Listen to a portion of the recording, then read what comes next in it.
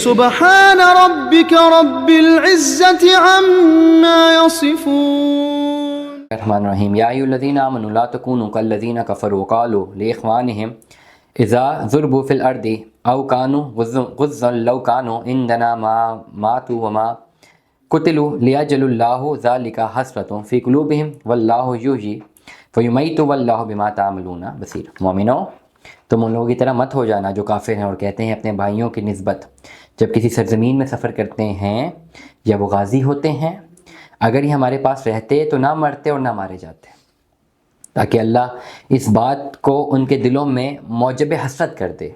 اور اللہ ہی تو زندہ کرتا ہے اور وہی تو مارتا ہے اور وہی مارتا ہے، اور اللہ تو خوب دیکھ رہا ہے جو کچھ تم کرتے ہو.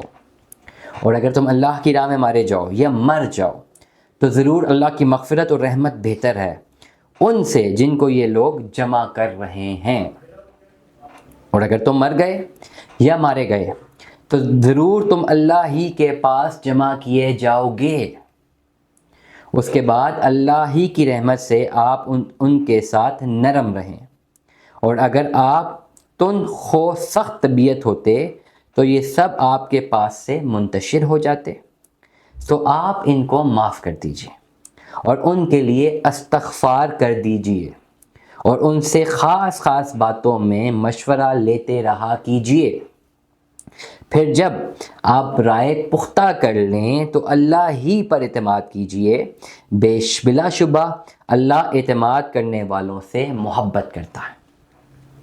اگر اللہ تمہارا ساتھ دے تب تو تم سے کوئی جیت ہی نہیں سکتا، اور اگر وہ تمہارا ساتھ نہ دے تو اس کے بعد ایسا کون ہے جو تمہارا ساتھ دے اور وہ تم کو غالب کر دے. اور مومنین کو تو اللہ ہی پر اعتماد کرنا چاہیے.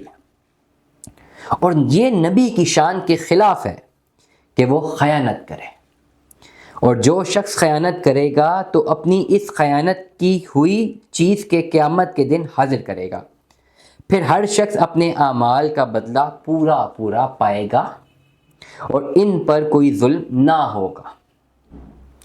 جو اللہ کی رضا کا تابع ہو گیا وہ اس شخص کی مانند ہے جو غضب الہی کا مستحق ہے، اور اس کا ٹھکانہ دوزخ ہے، اور وہ جانے کی بہت بری جگہ ہے. یہ اللہ کے نزدیک مختلف درجات کے ہوں گے اور ان کے اعمال کو اللہ خوب دیکھتے ہیں.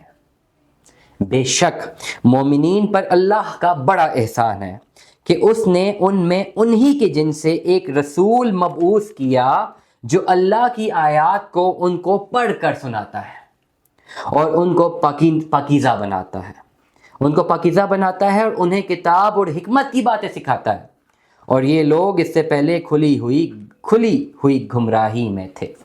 صدق اللہ العظیم. اللہ تعالیٰ ہمیں اس پر عمل کرنے کی توفیق عطا فرمائے.